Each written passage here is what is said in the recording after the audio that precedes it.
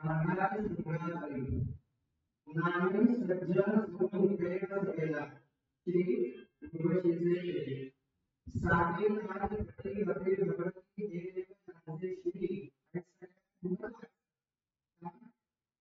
येथे लाभूत आनंदास मिळते जुन्या जन्मामध्ये जिथे प्रत्यक्ष समर्थ आनंदास अस्तित्व आहे आणि आपल्या सगळ्यांना आशीर्वाद देण्याबद्दल म्हणजे अशा सर्वांना सर्वप्रथम वंदन करतो या प्रतिपाद्य विषयाकरता 3 दिवसाकरता जमलेला आहोत ते मोरोपंत. मला ज्ञानेश्वरीतली एक ओवी आठवते की महाराज असं म्हणतात की वक्तृत्वा गोडपणे अमृताचे पारखे म्हणे रस होती ओळखणे अक्षरांचे भावाचे अवतरणीती कोणा नाता चढे संपूर्ण तत्वभेद. म्हणजे मोरोपंतांनी या सगळ्या भाषा घटकांची शब्दांची भाषेची केलेली जी सेवा याच यथार्थ वर्णन माऊलींनी या ओवीमध्ये केलेलं आहे असं मला वाटतं. तर असेही मोरोपंत त्यांना विशेष असं अभिवादन सर्वप्रथम करूया आणि मोरोपंतांना अभिवादन करून दीप प्रज्वलन करण्याकरता म्हणून मी आता मान्यवरांना विनंती करतो की त्यांनी दीप प्रज्वलन करावं.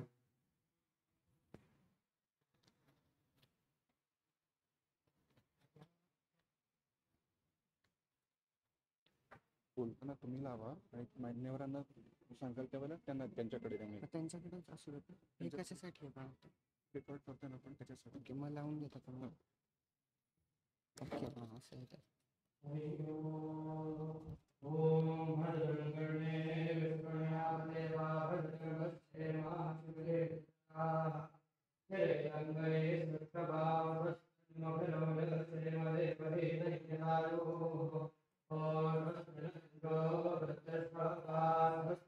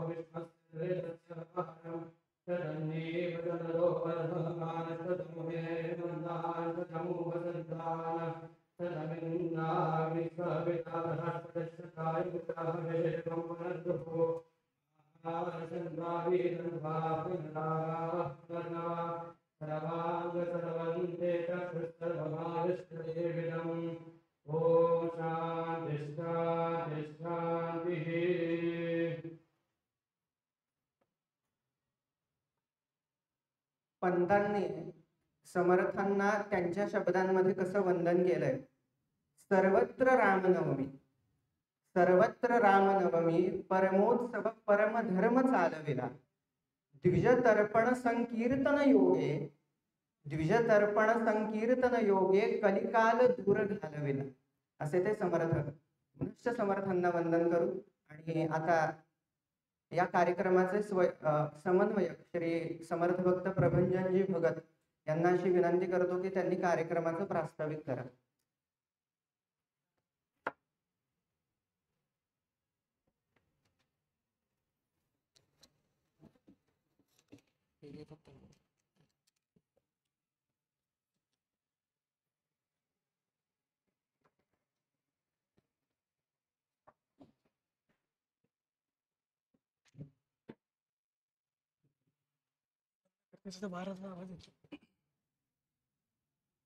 द्विज सावधान ऐसे सर्वत्र विवाह मंगली म्हणती ते एक रामदासे आय केले त्या असो सदा प्रणती शिवराजा अस ज्ञान दजो जैसा याज्ञवल्क्य जनकास तरले भवार्णवी बहु दृढतर त्याची धरवणी जनकास.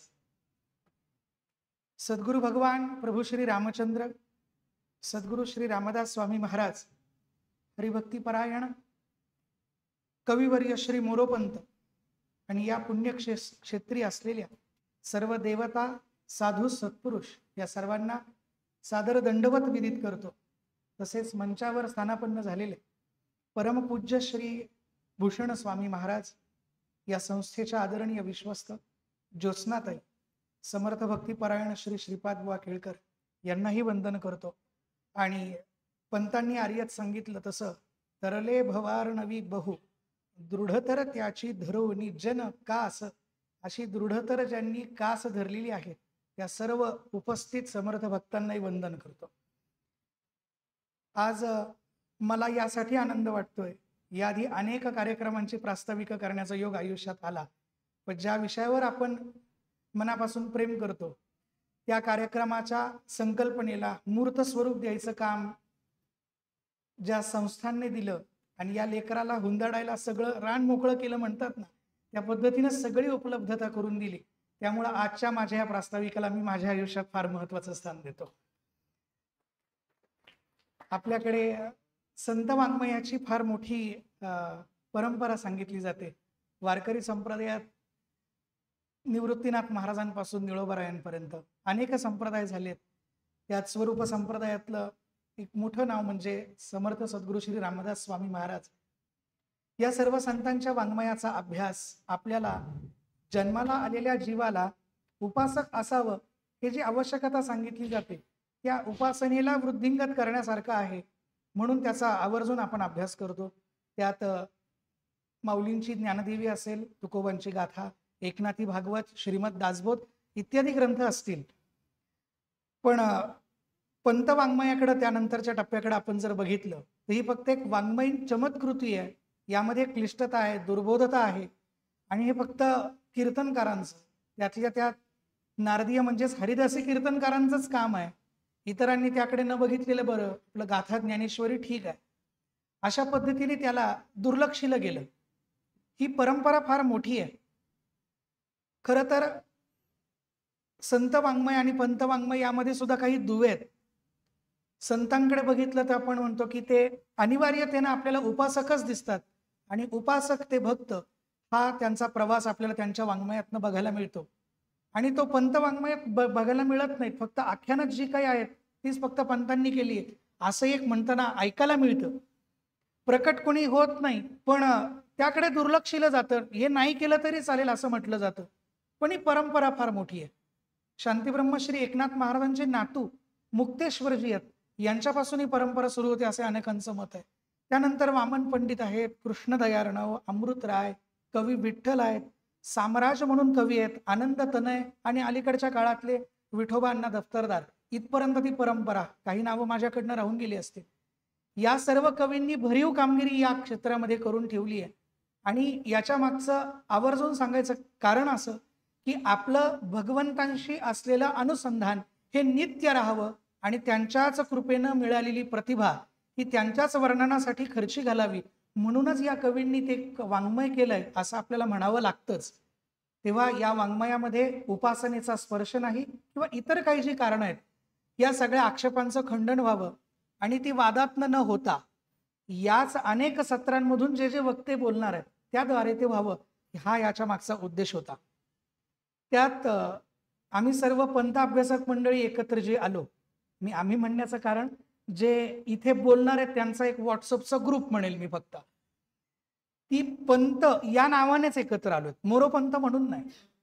पण यावेळेस संमेलनाला एकत्र करायचंय ना, मग त्यासाठी काय करूयात, त्यासाठी मोरोपंथ हा विषय निवडला. आणि त्यातही मी असं, कारण मी सगळ्यांचाच आवडता आहे असं मला वाटतं, म्हणून मी हट्ट केला की कोणीही मोरोपंथांच्या आर्या भारताला स्पर्श करणार नाही, श्रीकृष्ण या विषयावर बोलणार नाही. उर्वरित जो काही भाग आहे त्यांच्या वाङ्मयाचा तो भाग आपल्याला इथे बघायला मिळेल. मग कुणी म्हणेल या वाङ्मयाशी तुमचं भांडण आहे का? नाही, हा वाङ्मय स्वतंत्र 7 दिवसांच्या संमेलनाचा आहे आणि मला तुमच्याकडनं टाळ्या अपेक्षित. या एका वाक्यात अनेक गोष्टी आहेत की मला दुसरं संमेलन नक्की घ्यायचंय, तेही सज्जनगडावरच घ्यायचंय आणि ते मे महिन्याच्या सुट्टीतच घ्यायचंय. प्रभू श्री रामलल्लांची स्थापना अयोध्येत झाली या आनंदा प्रित्यर्थ प्रभू रामचंद्र हा विषय यामध्ये आहेच. 108 रामायण असतील, पंतांची रामभक्ती असेल, पंतांनी केलेली संतस्तवन असतील, या सगळ्यांचा अंतर्भाव या सगळ्या कार्यक्रम पत्रिकेमध्ये आपण केलेला आहे. मी जास्त वेळ घेत नाही, पण मोरोपंतांच्या वाङ्मयामधून आपल्याला त्याचे अर्थ लागणं हे दुर्बोध आहेत. ते काव्य खूप अवघड आहे. या क्लिष्ट प्रकारापासून खरंच हे अभ्यासलं पाहिजे. यात फक्त काव्य नाही, यात फक्त सौंदर्य नाही, तर भगवंतांच्या प्राप्तीसाठीची कळकळ आहे. संतांच्या कृपेसाठी असलेली आवश्यक असलेली शरणागती आहे. मोरोपंत हे फक्त पंत नाही आहेत, तर ते संतचरित्र सुद्धा कसं आहे. त्यांच्या आयुष्यामध्ये वेगवेगळ्या काव्यांमधून वेगवेगळ्या प्रसंगी व्यक्त झालेलं जे संतत्व आहे, आणि त्यातही पंतांची रामदास स्वामी महाराजांच्या चरणीची दृढ निष्ठा होती. या सगळ्या सद्गुणांचं दर्शन व्हावं यासाठी या संमेलनाचं आयोजन केलंय. खरं तर हे आभार प्रदर्शन नाहीये, पण आपण सर्वजण स्वामी महाराजांसोबत सर्वजण एकत्र येणार नाही. म्हणूनच एकच गोष्टीसाठी सांगतो की मला हा धोका वाटत होता, लोक येतील की नाही श्रवणासाठी किंवा बोलण्यासाठी, पण एकदा स्वामींच्या चरणाशी सगळं सोपवलं आणि तेच करवून घेतात या न्यायानं आपण सर्वजण एकत्र आलो. पण माझ्या या हट्टाला पुरवल्याबद्दल मी खास करून स्वामींचे आभार मानू इच्छितो की तुम्ही मला इथे उपलब्धी करून दिली सर्व, की तुम्ही हमखास इथे या. 8 दिवस मिळण्यात देण्यासाठी हरकत नव्हती, वेळेसाठी गडबड सुरू होती की कुठला आठवडा द्यावा. शिबिरांची रेलचेल गडावरती असते, दासबोध पारायण याच काळामध्ये गडावरती असतं, पण समर्थांनीच केलेलं नियोजन असावं की ते दासबोध पारायण कॅन्सल नाही झालं, पुढे ढकलण्यात आलं आणि हा 8 दिवसांचा काळ मिळाला. वैयक्तिक माझे कीर्तनाचे दौरे आणि इतर कामं असल्यामुळे मला ते 8 दिवस नाही आयोजित करता आलं, म्हणून एक ट्रेलर म्हणून 3 दिवस इथे मी घेतोय. याला यश देण्यासाठी प्रभू श्री रामचंद्र, सद्गुरू समर्थ श्री रामदास स्वामी महाराज आणि इतर सर्व विभूती हे समर्थ आहेतच. तेव्हा आपण जे सर्व इथे आला आहात, तुमचे मी सर्वांचे संस्थांच्या वतीनं, मोरोपंत वाङ्मय अभ्यासक या चमूच्या वतीनं सुद्धा हार्दिक हार्दिक स्वागत करतो आणि माझं प्रास्ताविक थांबवतो. जय जय रघुवीर समर्थ.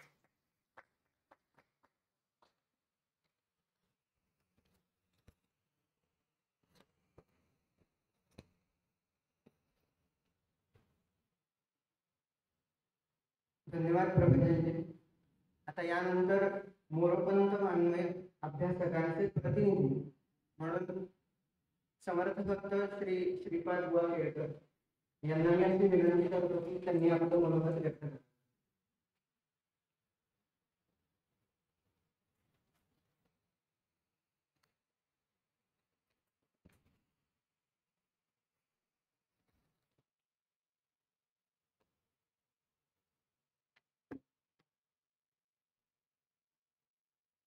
गणाधीश दुईश सर्व गुणांचा मूळारंभ आरंभ तो निर्गुणांचा. नमो शारदा मूळ चत्वार वाचा गमू पंथ आनंद या राघवाचा. दक्षिणे लक्ष्मणो यस्य वामे च जनका तुझा पुरतो मारुतिर्यस्य तं वंदे रघुनंदनम. शुकासारिके पूर्ण वैराग्य ज्याचे वसिष्ठापरी ज्ञान योगेश्वराचे. कवी वाल्मिका सारिका मान्य ऐसा नमस्कार माझा सद्गुरु श्री रामदासा. नमशांताय दिव्याय सत्यधर्म स्वरूपिणे स्वानंदामृत तृप्ताय श्रीधराय नमो नमः. बारामती सराहुन एकमतीने सुपूजिता राम. लाभे मोरोपंता दासोत्तम मारुतीपदी राम. आर्या तुमच्या योजनी कीर्तन आम्ही सदैव रंगविले. मोरोपंता तुम्हा सादर वंदन स्मृतीस जागविले. श्रीराम. मी मागेच प्रभंजन बुवांना म्हटलं होतं की केवळ वय एवढ्या एकाच निकषावर जर तुम्हाला मला बोलवायचं असेल इथे उभं राहायला किंवा मोरोपंतांच्या वाङ्मयावर काही बोलायला, तर ठीक आहे. न पेक्षा मोरोपंतांच्या वाङ्मयाचा अभ्यास करणारी माझ्यापेक्षा बरीच श्रेष्ठ मंडळी इथे आहेत. तेव्हा त्यांच्यापैकी कोणाला तुम्ही इथे जागा द्यावी. पण माझं वय आणि त्यांचं वय ह्या वयातला ह्याच्यातला फरक बघता, अंतर बघता बालहट्ट पुरवायचा म्हणून मी इथे उभा राहिलो. कारण मी आता 75 चालू आणि ते फार तर 40 असतील. 32. खूपच म्हातारं केलं तुम्हाला. तेव्हा केवळ वयाच्या अधिकारातूनच मी इथे बोलायला उभा आहे. समर्थांचा भक्त आहे आणि एक हौशी कीर्तनकार म्हणून मोरोपंतांच्या आर्यांचा जो की नकळत अभ्यास घडला त्याच्यातून मी या चमूमध्ये समाविष्ट झालो आणि त्यांनी मला सांगितलंय म्हणून मी इथे त्या चमूचा प्रतिनिधी म्हणून उभा आहे. अतिशय आनंदाची गोष्ट आहे, कारण मोरोपंतांच्या वाङ्मयाचं परिशीलन करणारं असं सत्र माझ्या माहितीप्रमाणे तरी हे पहिल्यांदाच इथे होतं. आतापर्यंत मी कधी कुठे ऐकलेलं नाही की कुठल्या कीर्तनकारांच्या समूहानं किंवा कुठल्या विद्वानांच्या समूहानं मोरोपंतांच्या वाङ्मयाचा अभ्यास करण्यासाठी स्वतंत्र असा काही शिबिर आयोजित केलं असेल. माझ्या आठवणीप्रमाणे तरी की हेच आहे. कदाचित माझी माहिती अपुरी असू शकेल, पण अतिशय आनंदाची गोष्ट आहे. कारण कीर्तनकार असो, प्रवचनकार असो, कुठल्याही विषयाचा व्याख्याता असो, भाषेचा अभ्यास करणं अत्यावश्यक असतं. आणि आपल्या भाषणात जर काही प्रभाव पाडायचा असेल, भाषणाचा श्रोत्यांवर जर प्रभाव पाडायचा असेल, तर भाषेतले जे बारकावे असतात, ज्या खुब्या असतात, त्या तुम्हाला व्यवस्थित आत्मसात करायला पाहिजे. आणि त्या दृष्टीने मोरोपंतांच्या वाङ्मयाचा अभ्यास, वामन पंडितांच्या वाङ्मयाचा अभ्यास हे कुठल्याही वक्त्याला अतिशय आवश्यक असं साधन आहे. पंतवाङ्मयाचा अभ्यास म्हणून हा समूह तयार झालाय, तेव्हा मोरोपंतांचा आत्ता आपण प्रभू रामचंद्रांबद्दलचं जे काही वाङ्मय आहे ते त्याचं परिचित करणार आहोत. बुवांनी सांगितलं त्याप्रमाणे महाभारत, श्रीकृष्ण चरित्र याचा अभ्यास करणारं मोरोपंतांचा वाङ्मय पुढच्या शिबिरात आपण घेणार आहोत. पण एकूणच त्याच्यानंतर सुद्धा पंतमध्ये वामन पंडित सुद्धा प्रामुख्याने येतात. तेव्हा ह्या 2 शिबिरानंतर वामन पंडितांसाठी सुद्धा आपण शिबिर घ्यावं अशी एक प्रामाणिक इच्छा व्यक्त करतो. आणि आपण सर्व विद्वानांचं, अभ्यासकांचं या समूहातर्फे त्यांचा प्रतिनिधी म्हणून मी स्वागत करतो. माझे 4 शब्द पुरे करतो. धन्यवाद. श्रीराम.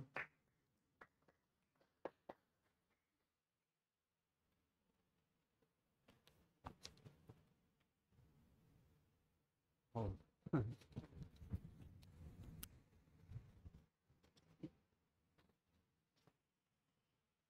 धन्यवाद बुवा.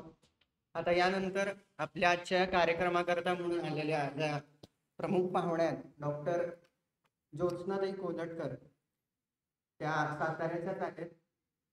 त्या म्हणजे मला आणि आम्हा सगळ्यांना नेहमी सपोर्ट करत असतात. आणि साताऱ्यामधली जी लायब्ररी आहे, नगर वाचनालय, त्याच्या जवळजवळ 18 वर्ष त्या कार्यवाह होत्या. जवळजवळ लाखो पुस्तकं त्या लायब्ररीमध्ये आहेत आणि साहित्यिक आहेत. त्यांची 3 पुस्तकं प्रकाशित झालेली आहेत. Amit Shah and the March of BJP, architect of new BJP, आणि हिंदूज इन हिंदू राष्ट्र असं 3रं पुस्तक आहे. आणि 4थं पुस्तक सुद्धा आता लवकरच प्रकाशित होत आहे. ते जरा मी सिक्रेट ठेवतो, मुद्दाम सांगत नाही. आधी 3 वाचा, म्हणजे मग 4थं घ्या. आणि त्यांना बरेचसे पुरस्कारही मिळाले आहेत. योग अमृत पुरस्कार, त्याच्यानंतर सावित्रीबाई फुले पुरस्कार, उत्कृष्ट ग्रंथालय कार्यकर्ता पुरस्कार. तो त्यांना मी विनंती करतो की त्यांनी आपलं मनोगत व्यक्त करावे.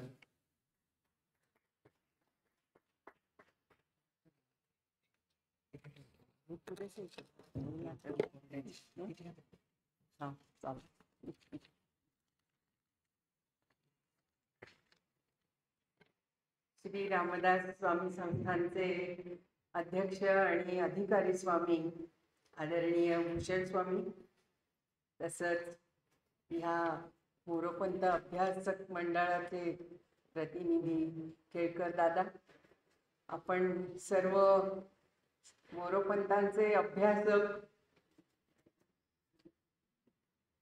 एक मराठी साहित्याचं दालन ज्यांनी समृद्ध केलं, त्यांचं एक थोडक्यात मोठेपण सांगणारा श्लोक असा: सुश्लोक वामनाचा अभंगवाणी तुकयाची, ओवी ज्ञानेशाची किंवा आर्या मयूरपंतांची, असं नेहमी म्हटलं जातं.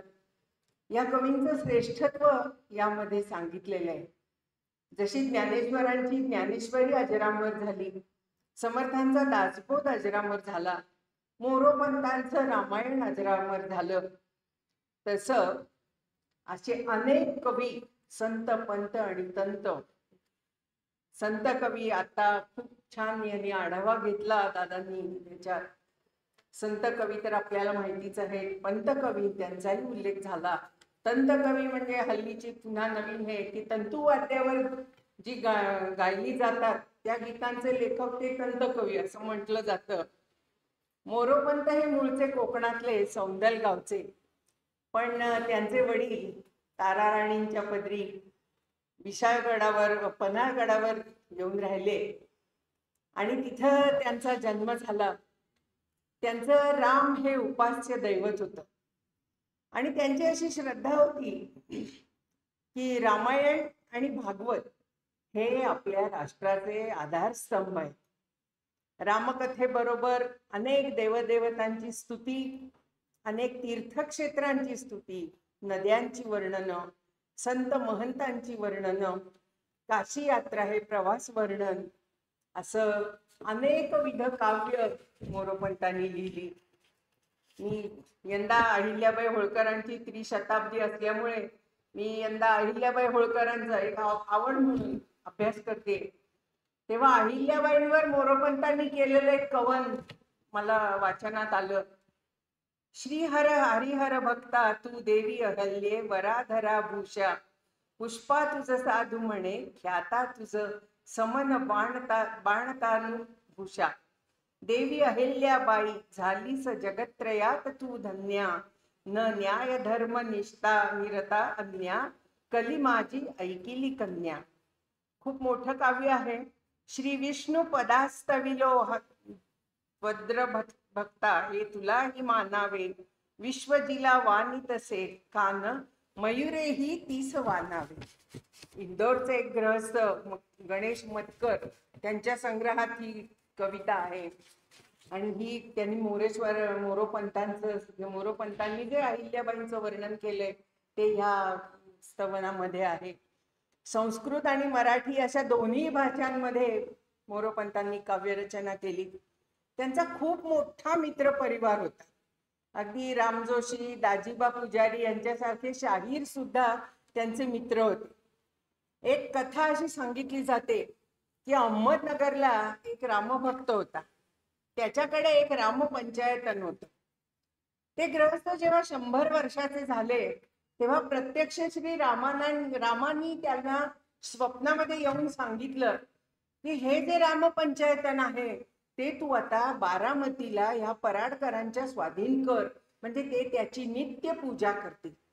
तर ते सद्गृहस्थ हे रामपंचायतन घेऊन अहमदनगर ते बारामती एवढा प्रवास 16 नेसून अनवाणी चालत आले आणि ते रामपंचायतन त्यांनी मोरोपंतांच्या स्वाधीन केलं.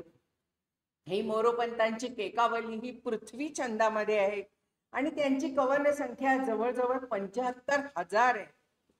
त्यांनी जे मंत्र रामायण लिहिलं ते इथे जो आपण मंत्र म्हणतो श्रीराम जय राम जय जय राम, ह्या मंत्रामुळे ते मंत्र रामायण म्हणून ओळखलं जातं.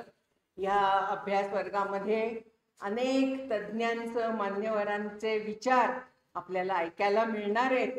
त्यामुळे संस्थांनी हा जो उपक्रम केला की मोरोपंतांचं काव्य, मोरोपंतांचं वाङ्मय, त्याचं मोठेपण हे जास्तीत जास्त समाजापर्यंत पोहोचवण्याचा हा उपक्रम संस्थांचा आपल्या सर्वांच्या सहकार्यामुळे आज यशस्वी होतो आहे. त्यामुळे आपल्या सर्वांना पुन्हा एकदा मनपासून धन्यवाद. जय जय रघुवीर समर्थ.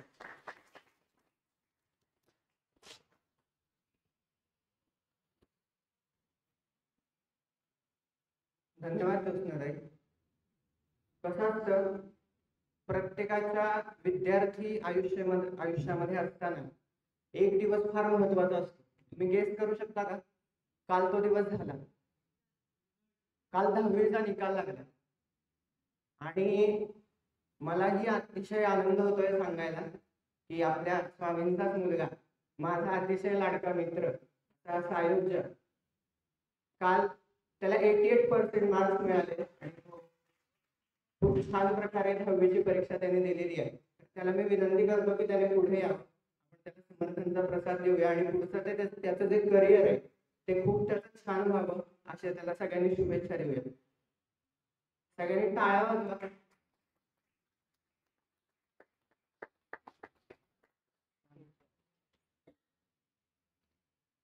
स्वामीजींना आणि बुवांना मी विनंती करतो की त्यांनी त्याचं अभिनंदन करा.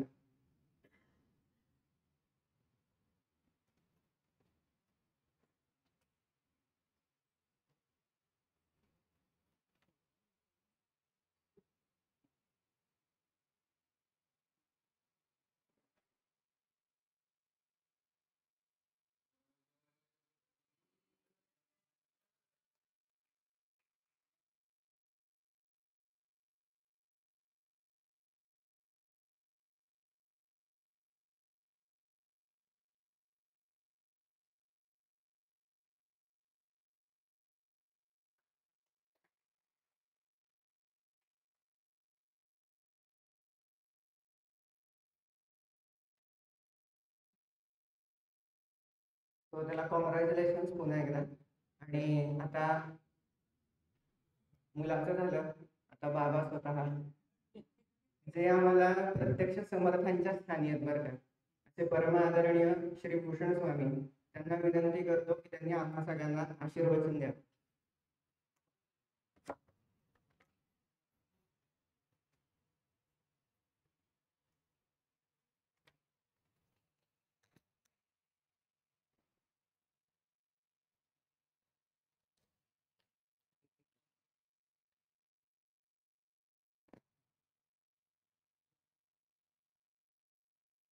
जय जय रघुवीर समर्थ. सदा सर्वदा योग तुझा घडावा, तुझे कारणी देह माझा पडावा. उपेक्षू नको गुणवंता अनंता, रघुनायका मागणे हेची आता. जय जय रघुवीर समर्थ. श्री रामदास स्वामी संस्थान सज्जनगड आयोजित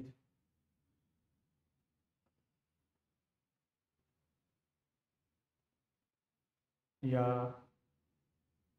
मोरोपंतांच्या वाङ्मयावरती अभ्यास करणाऱ्या सर्व अभ्यासकांचं एक एकत्रीकरण म्हणून, सादरीकरण म्हणून हे समर्थांच्या सहवासात व्हावं,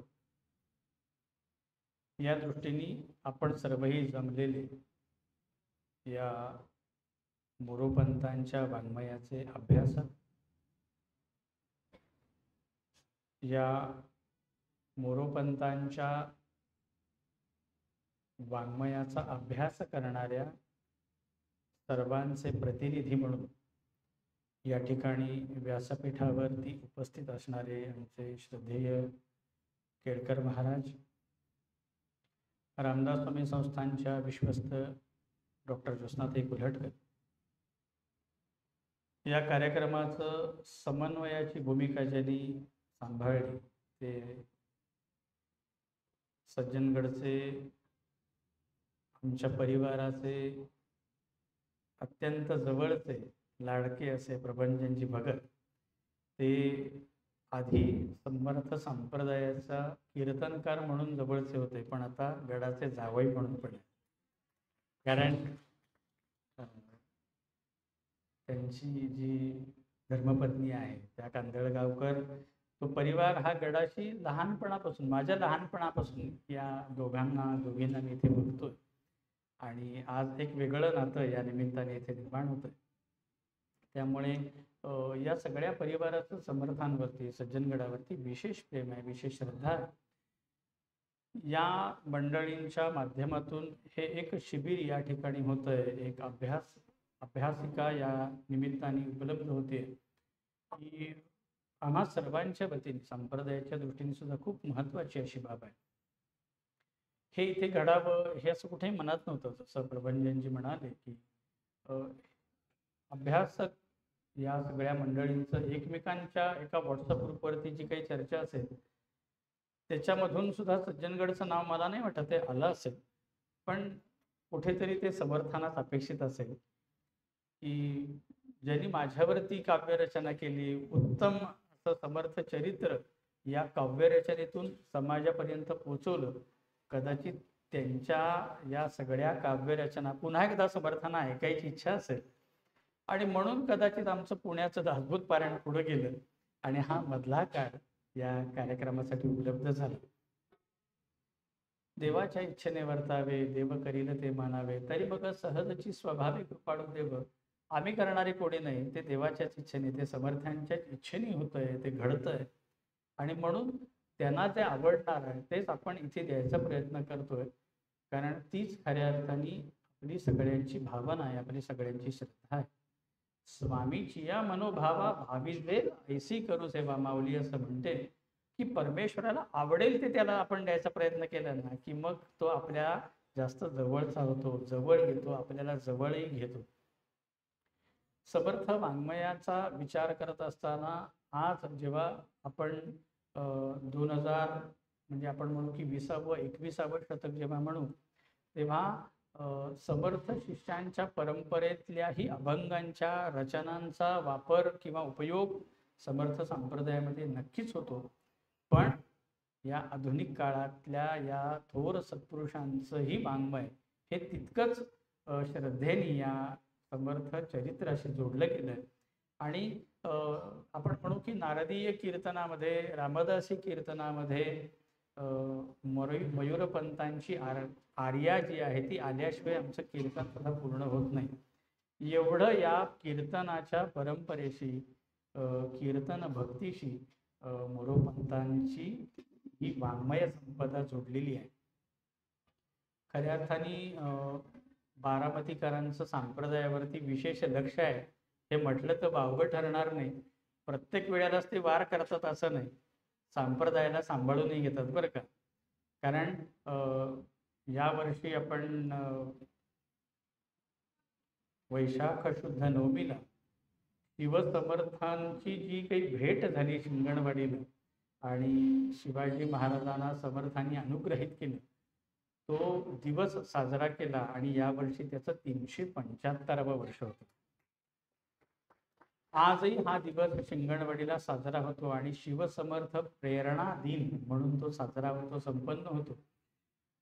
मला आनंद आहे की या स्मारकाच्या उद्घाटनाला सुद्धा बारामतीकरच मुख्यमंत्री म्हणून हजर होते आणि आज संप्रदायामध्ये याच बारामतीचं म्हणू की आमच्यावर ऋण आहे की समर्थ संप्रदाय, समर्थांचं चरित्र, समर्थांचं वाङ्मय हे पुन्हा एकदा या बारामतीच्याच मयूरपंतांनी या ठिकाणी गाऊन त्याला अजरामर केलेलं आहे. त्यामुळे आम्हा सगळ्यांवरती असणारं या सर्व मंडळींचं प्रेम, त्यांची असणारी आपलेपणाची दृष्टी ही खचितच संप्रदायाच्या दृष्टीने खूप महत्त्वाची आहे, मोलाची आहे. आपल्याला सगळ्यांना माहिती आहे की महाराष्ट्राची दिशा बारामतीतून ठरते, पण आमच्या संप्रदायाची दिशा सुद्धा पुढच्या पिढीपर्यंत उत्तम पद्धतीने दिशा दर्शनासाठी म्हणून ज्यांनी आपलं योगदान दिलं त्या मयूरपंतांचं या संप्रदायावरती असणारे उपकार हे अनन्यसाधारण आहेत. आपण या सगळ्याचा निश्चितच उत्तम अभ्यास केलेली मंडळी आहात. त्यामुळे आपल्या अभ्यासकांसमोर मी बोलणं म्हणजे काय म्हणू की पंचपक्वान्नाच्या ताटामध्ये मिठाची जागा असते तेवढंच खरं बोललं पाहिजे, तेवढंच खरं माझं ज्ञान आहे.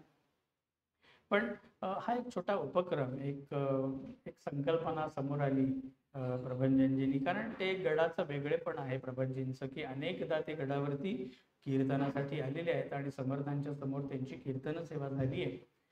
पण दौऱ्याच्या कालखंडामध्ये प्रभंजींना या दौऱ्याच्या आमच्या याच्यामध्ये येता आलं नाही आणि त्यामुळे समर्थांना असं वाटलं असेल, अरे प्रभंज कुठेतरी लांब राहतोय वाटतं. आणि मग या 3 दिवसाच्या शिबिराचं आयोजन करण्याचं कदाचित समर्थांनीच त्याच्या काय म्हणू की त्याच्या समोर ते आणलं असेल की याची जबाबदारी तू घे, कारण तुझं कीर्तन मला गडावरती ऐकायचं. आणि म्हणून या सगळ्या रचना कदाचित समर्थांनी करून घेतल्या. या सगळ्या तुम्हा मंडळींच्या अभ्यास आणि वाङ्मयाच्या या कार्यक्रमाला समर्थांचे उत्तम आशीर्वाद लाभावे. हे कार्य उत्तरोत्तर वाढावं. आपण जे कार्य करताय, त्याचा अभ्यास करताय, त्याचा या अशा संवादातून, या चर्चासत्रातून सामान्य आम्हासारख्या सामान्य भाविक भक्तांना सुद्धा त्याचा लाभ होणार आहे. हे पण एक मोठं व्यासपीठ संस्थांच्या वतीने आज इथे उपलब्ध आहे. मगाशी केळकर महाराज जसं म्हणाले की फक्त मयूरपंतांचंच नाही तर वामन पंडितांचंही संप्रदायावरती विशेष लक्ष आहे, विशेष प्रेम आहे. त्यांचंही एखादं चर्चासत्र आयोजन, त्रिदिवसीय कार्यक्रमाचं आयोजन आपण नक्कीच करू शकतो. संस्थान या सगळ्या कार्यासाठी म्हणून आपल्या नक्कीच सोबत असणार आहे. त्यामुळे तुम्ही हक्कानी गडावरती या. सज्जनगड हा तुम्हा सगळ्यांचा आहे, हा आमचा नाही. समर्थांचा सज्जनगड आणि इथे येणाऱ्या प्रत्येक भाविक भक्तांसाठी सज्जनगडची छत्रपती शिवाजी महाद्वार असेल किंवा समर्थ महाद्वार असेल, हे सतत खुलं असणार आहे. त्यामुळे ती काळजी तुम्ही करू नका. समर्थांच्या समोर तुम्ही जेव्हा येता तेव्हा समर्थांना आपलं म्हणून येता. ही आपलेपणाची भावना, ती श्रद्धेची निष्ठा, तो श्रद्धेचा जो आपली वाटचाल आहे ती अखंडपणे अशीच चालू राहावी. यासाठी समर्थांनी आपल्या सर्वांवरती आपले उत्तम कृपाशीर्वाद द्यावेत. सर्वांचं आयु आरोग्य उत्तम राहावं आणि या माध्यमातून ज्या वाङ्मयाचा आपण अभ्यास करतो, हे वाङ्मय अजून दिवसेंदिवस म्हणू की त्याच्यातले विविध पैलू समोर येतात. जसं दासबोधामध्ये समर्थ म्हणतात की विवरता विशेष कळू लागे. एकदा वाचून कदाचित एखादी गोष्ट लक्षात येईल, दुसऱ्यांदा वाचून दुसऱ्यांदा काहीतरी नवीन गोष्ट लक्षात येईल. या वाङ्मयातून आपण म्हणू की हे वाङ्मय एवढ्यासाठीच म्हणलं जातं की ते चिरंतन कालापर्यंत आपल्यासोबत असणार आहे. चारोळ्या कदाचित आज रचल्या आणि महिन्या 15 दिवसात पुन्हा गायब झाल्या, असं हे वाङ्मय नाही आहे. आणि म्हणून याला आपण वाङ्मय म्हणतो. याच्यामध्ये प्रत्यक्ष परमेश्वराचा वास आहे, अंश आहे आणि त्या अनुषंगानं या प्रत्येकाच्या प्रती आपली निष्ठा, आपली श्रद्धा आहे. जसं आपण दासबोध, ज्ञानेश्वरी किंवा तुकोबांचा गाथा हे या संतांच्या पासून त्याचं अस्तित्व वेगळं मानत नाही, तसंच मयूरपंतांचं वाङ्मय हे मयूरपंतांच्या पेक्षा वेगळं नाही. त्यांच्या वाङ्मयाची पूजा ही त्यांचीच पूजा होणार आहे. त्यामुळे या कार्यक्रमासाठी माझ्या वैयक्तिक आणि संस्थांच्या वतीने खूप शुभेच्छा देतो. तुम्ही इथे आला, इथल्या व्यवस्थेला सांभाळून घ्या. तुम्हाला काही गोष्टींची गरज पडली, काही लागणार असेल आवश्यक, तर इथे समन्वयकाची भूमिका जे आमचे प्रभंजन दादा आहेत त्यांच्याशी तुम्ही संपर्क करू शकता. कौस्तुभ रामदासी सज्जनगडचा तो इथे आहे.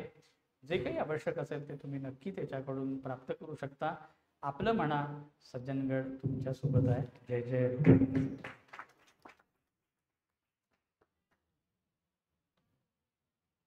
कसं आहे, पंचपक्वान्नाचं किती मोठं कार्य समोर असलं त्यात मीठ नसेल तर त्या पक्वान्नाचा काही उपयोग आहे.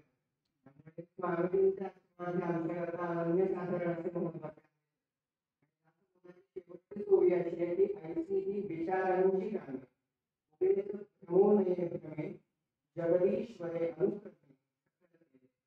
मला असं वाटतं की आपण जमलेलो आहोत ती विचारांची कामे करण्याकरता जमलेलो आणि ती विचारांची कामं आपली नीट व्हावी म्हणून स्वामींनी आपल्याला आशीर्वाद दिलेले आहेत.